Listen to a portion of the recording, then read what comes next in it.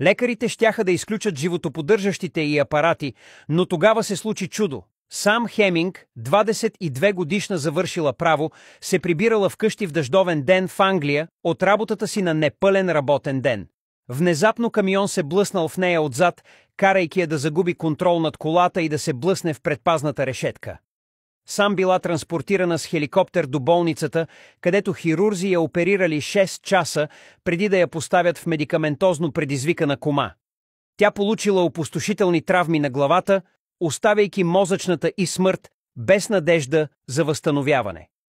2 седмици по-късно лекарите посъветвали съкрушените и родители да се подготвят за най-лошото и да изключат животоподдържащите и апарати, тъй като била потвърдена мозъчна смърт и нямало нищо, което да могат да направят, за да спасят живота й. Семейството на Сам се събрало до болничното и легло, за да се сбогува, след като се съгласило, че животоподдържащите й апарати могат да бъдат изключени. Въпреки това, мигове преди апаратът да бъде изключен, майката изкрещя и това, което откри, ще ви смрази кръвта.